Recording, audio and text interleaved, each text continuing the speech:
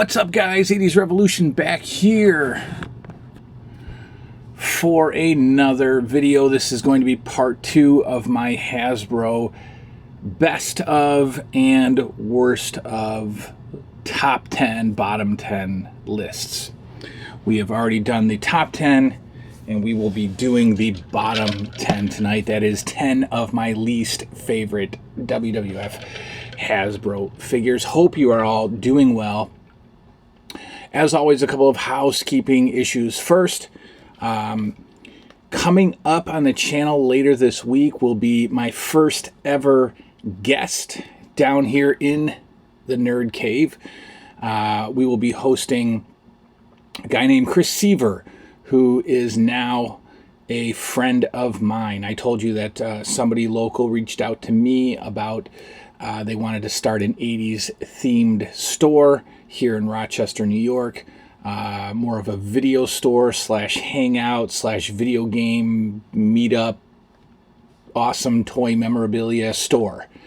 Not just your typical toy store, not just your typical video store, but just a awesome hangout where fans of the 80s can come and gather and buy stuff and rent stuff and hang out and talk. So he reached out to me. We've hung out a few times, and I'm going to have him on this show, if you will call it that, in the next couple of days. And I will introduce you to Chris Seaver. He will talk about so Chris is a movie maker. He has made many as he calls it, low budget horror slash comedy films. You can find him all over the internet. You can find his movies all over YouTube. Check them out. But he is also a huge 80s fan. I have been to his house, and I'm telling you, it is a movie memorabilia collection haven. So Chris is definitely more into movies and horror in particular than toys like I am. But he definitely has a cool collection of toys as well, and obviously is looking at opening a toy store. So we're going to have Chris Seaver on this channel in the next couple of days, and we will have an interview with him, and you'll just kind of see two 80s nerds hanging out down here in the Nerd Cave talking about stuff. So that's coming up. Also, I wanted to... So the wrestling, WWF wrestling review that you guys are waiting for is coming. I'm going to give you a start date. We're going to be reviewing WWF 1983 from January 1st all the way to December 31st, the year in review 1983. I have a ton of footage from that era, or from that year, and we are going to watch it and review it together. I'll be watching it. We'll be reviewing it together. The start date for that is going to be 2 weeks. So 2 weeks from today, we will have our kickoff to the WWF Year in Review starting in 1983. Again, if you missed the last couple of videos, I was going to start in 1984, but one of my subscribers informed me that 1983 was a pretty pivotal year in the WWF as it made its transformation from territorial to worldwide. So we will start reviewing in 1983, and that is coming in 2 weeks. Wait for it. Also, before we get into the bottom 10 WWF Hasbro list, I haven't done many like unboxings or pickups on this channel in a little while. So I wanted to update you guys on a couple of Blu-ray pickups that I recently grabbed off of eBay. And so we're going to do that right now. Actually, we're going to do that in about 4 seconds.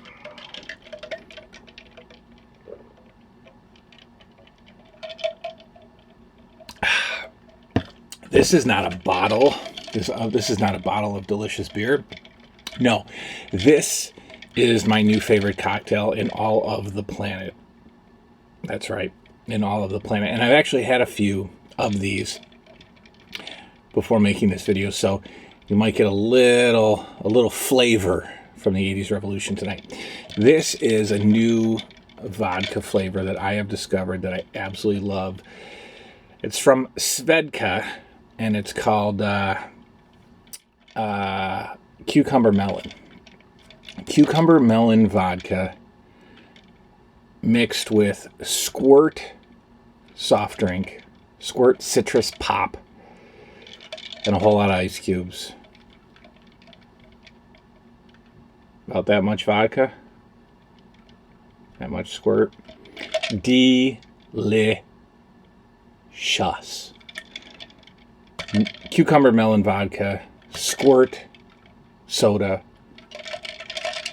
ice, shaken, not stirred, in a New York Yankees cup with a manly straw. There's some comedian a while back who, I think it was George Carlin, I don't know, it was a long time ago, who talked about like men drinking out of a straw and how, you know, unmanly it looks. You know, like, oh, you know. Anyway, doesn't matter. Delicious, and I've had a few of them. Also tonight, if you guys are you're going to watch this on Tuesday. Tonight's Monday, the something, I don't know, 10th, 11th. And tonight is the Home Run Derby. And it is awesome. I just paused it. I recorded it, and I'm pausing it to come down here and do a video. But the Home Run Derby this year is absolutely fantastic. So if you got any MLB fans, they've really taken the Home Run Derby. They've revamped it a little bit. They're basically doing it in like tournament style, and they're ranking the players. So the top ranked player will play the 8th player in a tournament, and so on. Obviously, Aaron Judge is in there. Two of my Yankees, Aaron Judge and Gary Sanchez, are in the Home Run Derby. And you know, they're adding bonus time. You get 4 minutes to hit a home run. You know, 4 minutes to hit as many home runs as you can. But if you hit a home run beyond like 440 feet, you get another 30 seconds added to the clock. It's so fun. They're really like hyping the Home Run Derby this year, obviously because of guys like Giancarlo Stanton and Aaron Judge really taking the home run ball, bringing back the excitement of the home run, really back to like, you know, Sammy Sosa and Mark McGwire days. So this is not a sports talk channel. I don't know why we got off on that rant, but if you're watching the Home Run Derby, check it out. It's a lot of fun. I'm enjoying it tonight, but I wanted to come down here and update you. Again, before we get into the Hasbro's couple of Blu-ray purchases, I am happy with this. I am thrilled with this. So I watched Phantasm. Yes, big horror fan, big 80s Revolution fan. Watched Phantasm for the first time like 10 days ago. And I loved it. It's a great movie. Phantasm is a fantastic movie. So I had to get the rest. And the Phantasm box sets are a little pricey. They're going up above $100. Well, I found the Phantasm box set without the box.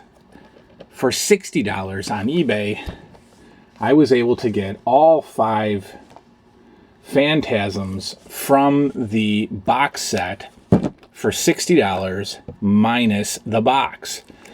I'm okay with that. I don't need the box to sit on the shelf and pay an extra $40 for the box. I know hardcore Blu-ray collectors will want that box, but I have all 5 of these movies and I paid $60 for them, so I am happy with this. I will get right back into this and start with Phantasm Part 2, but I'm pretty proud of this purchase. I don't like these labels at all. Obviously, these were not meant to be displayed like this. They came in a box that was much more appealing visually, but of course, these have the reversible slip covers. So I will be flipping all of these slip covers around and displaying Phantasm 1 through 5, $60. The other purchase that I got, again, very happy with. Reanimator is great, and of course, Bride of Reanimator is the sequel. I had the Bride of Reanimator in my eBay watch list for a while. It's about $24, but I quickly jumped on a buy it now of Reanimator 1 and 2, the German Steelbook. I was able to purchase for $20, buy it now, free shipping.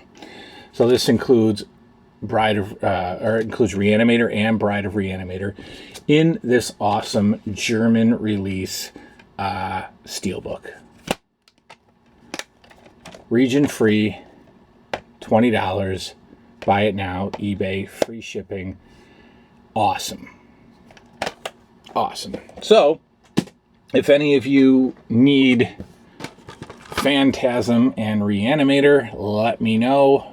We can work a trade or whatever. So these are obviously up for grabs. If nobody bites, I'll throw them up on eBay in a little lot for like, $12 or so. I sell things cheap. Let me know if you want to make a trade for those. I want to trade with somebody on YouTube. I haven't traded with anybody. People give me stuff for free, which is amazing, but I've never traded with anyone. So if anybody wants to trade for Reanimator and Phantasm, let me know. Oh, also, before we get into the Hasbros, yes, we will get into the Hasbros eventually. I looked ahead to Blu-ray releases coming up, and there are some pretty awesome 80s movies coming out on Blu-ray. A movie called One Dark Night is being released finally on Blu-ray. I don't know anything about this movie. I've never seen this movie, but I did grab a VHS copy of this movie a few months ago, One Dark Night, and I sold it on eBay for $30. So One Dark Night is one of those sort of underrated or underground horror classics of the 80s. And it's finally getting a Blu-ray release in August. So check out for that. Look out for that. Also, Mr. Mom is finally getting a Blu-ray release in September. And this I found to be most exciting. In September, Friday the 13th, Part 1, is getting a Blu-ray special edition release. Now, why is that exciting? We all have Friday the 13th on Blu-ray. But could it be that the Friday the 13th series is going to get re-released one at a time? They're releasing Part 1 in September. Could the next few be following in October? That would be awesome, because then we can complete our Friday the 13th Blu-ray collection without paying astronomical amounts for these out-of-print movies. Check that out. All right, we're going to have to fly through this. My bottom 10 Hasbro figures. Now, what am I basing this on? Playability. Playability for a few, look for a few others. Yeah, playability and look. Obviously, I was not an adult collector of Hasbros when they first came out. I was a kid who was used to playing with LJNs. And so when Hasbros came out, I was turned off by a lot of the poses because they pretty much eliminated playability for a lot of these. My number 10 least favorite Hasbro should have never happened because it's the most iconic name in WWF or possibly wrestling history. Why wouldn't you want a play pose on this figure? I'm talking about Hulkster Hug. What on earth is a kid supposed to do with Hulkster Hug? Nothing. You could do the Atomic Bear Hug, I suppose. And nothing else. So Hulkster Hug, number one. It's a nice idea. Hulk Hogan did that, pose, but to play with, I'm not sure. This is a terrible figure. On display, lovely. We're not talking about display. We're talking about, playability. Hulkster Hug, number 10, least favorite Hasbro. Number 9. When I was looking through my figures and trying to pick 10 of my least favorite, I don't know what it was about this figure that, really turned me off, but it did. The likeness is horrible. And we're talking about Hasbro. We're talking about real scan, real scan or whatever it was called days. where likenesses were just, artistic renditions. So we give them a little bit of a pass, but this figure is just off in the face. And I don't know. I don't like the rest of it, but the face alone makes this my number 9 least favorite Hasbro. We're talking about Rowdy Roddy Piper. Take a look at that mug. That's like Jack Nicholson. This does not look like Roddy Piper at all. I just don't like the figure. It just stands out as a bad figure. From here down, we got a passable figure. But you throw that head in there, and he kind of looks a little insane, a little deranged, a little one flew over the cuckoo's nest. My number 9 least favorite Hasbro, Rowdy Roddy Piper.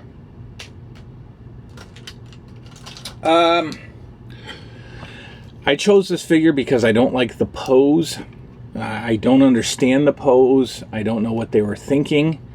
I know there's an action move that's, designed for this figure that, makes a little bit of sense. But the pose itself is just mind-blowing for play. Overall, fine looking figure, except for the pose. I'm talking about my number 8 least favorite Hasbro, Tatanka, and the double clothesline, arms wide open pose. Don't know what they're thinking about here.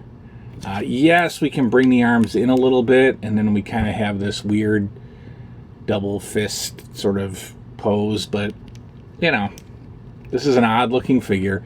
I don't know what they were going with. They made a Texas Tornado Kerry Von Erich figure just like this, which made a little bit more sense because of the discus punch, finisher of Von Erich, but I'm not sure what was going on with this Tatanka. I'm not sure what they were thinking with this pose, but my number 8 least favorite Hasbro figure, Tatanka. Now, I'll save that. It's very easy to go with the fused leg, double leg pose for every single Hasbro in my bottom 10 list. And I do have several left. But it's not the only reason I have chosen these as my least favorite Hasbro figures. The fused leg pose is terrible and should have never been. And what's even more terrible is there are some prototype pictures of the Mattel retro WWE figures, which are Hasbro style. There are prototype photos of Series 2. And would you believe that all of the Hasbro molds that were available, Series 2 actually has 2 or 3 fused leg poses. This ruins the line as far as I'm concerned. From what I've seen, Sting and Triple H, and I believe one more figure, has the fused leg pose in the new Mattel Legends series, or retro, whatever it's called. That is unacceptable. They should have done away with that pose and forgotten about it, but they're re-releasing it, which is just sad. My 7th least favorite Hasbro figure is Brutus Beefcake number 1, for multiple reasons. Obviously, the leg pose is horrible. Take that out of the equation, and we still have a horrible figure. We've got this horribly strange hand pose, which for a kid, okay, granted, Brutus Beefcake's thing was the cutting in the... But we don't need to make the figure pose like that. I mean, he just looks... This looks horrible. And so you take one hand completely out of playability. What are you're going to do the atomic eye poke? How about that? How about that, guys? The head, just really psychotic. I don't enjoy the Brutus Beefcake head, and unfortunately they use the same head on Brutus Beefcake number 2. The scissors are about the the best thing about this figure. And of course, all of these fused leg figures have this horrible, growth sticking out of their back. So that, of course, you can activate that equally ridiculous. So when you activate this ridiculous jumping leg thing, you get this weird... Yeah. Yeah, that's what I think about that. I don't know if it's the melon cucumber vodka, or the home run derby, or the fact that I got Chris Seaver, world-renowned movie producer, movie maker, coming to the Nerd Cave. But I'm loving life right now. I didn't want to do tag teams in my top 10 list, but how could you not? To me, I mean, my number one worst figure is for personal reasons.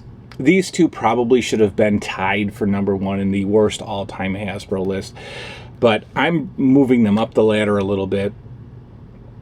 These are like my 6th and 5th least favorite Hasbro figures.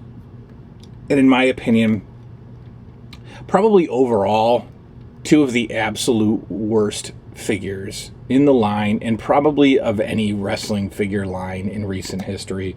I'm talking about the Rockers, Marty Jannetty and Shawn Michaels. Not only do we get one figure with fused legs, we get two, and then we just have, this. Shawn Michaels has this hand that I don't quite understand what they were going for. No idea there. Marty Jannetty, of course, with the fused legs, you get these weird giant torsos. So, Marty Jannetty and Shawn Michaels both have large torsos and tiny little fused legs. Terrible looking figures. They don't even stand on display well. They both lean forward. So when you're standing them on a shelf, you have to actually put them behind bigger, heavier figures because they will fall forward. They don't even stand up straight. They lean forward. Terrible overall figures. Two of the worst figures of all time. Of all time. My next least favorite Hasbro figure, they dropped the ball big time with this guy. Kind of got the upper body right. So we'll take a look at Kamala minus the legs. Decent, certainly less than average. They took a giant Kamala figure and gave him kind of a thinner body. But then, for absolutely no reason, we give him the fused legs pose. So take a look. We got this 325, 340 pound guy with tiny little chicken legs. Just an awkward looking figure. Does not display well, does not play well. Kamala is a horrible Hasbro figure. From this point on, decent. I mean, from this point up, good head. The rest, abomination. Oh, what they did with this guy, I don't know what they were thinking. Series 1, obviously, you give the guys a little bit of a break. It's their first attempt at making wrestling figures. But they did okay with most of the figures of Series 1, except when it came to one of the bigger figures of Series 1, that they forgot to size even close to proportionate to his actual character. I'm talking about the tiny Beetlejuiced head Big Boss Man of Series 1. This is a midget, little person. This is a midget figure compared to the rest of Hasbro Series 1, and he was probably one of the bigger figures of the line, or of the, selection for Series 1. The body I can semi-forgive, but the tiny little nugget head, look at him, he's saying no. No. The tiny little nugget head of Big Boss Man is unacceptable. for this figure. Series 1, Big Boss Man, a total bust, in the junk pile. 2 minutes, I can talk about my 2 least favorite Hasbro figures of all time. You might be surprised by this one. Maybe you won't, because it's a horrible figure. Fused legs, can kind of understand it with this guy because he jumped a lot. And the fused leg mechanism was meant for jumping, like Kamala. Superfly, Jimmy Snuka, my second least favorite Hasbro. Why?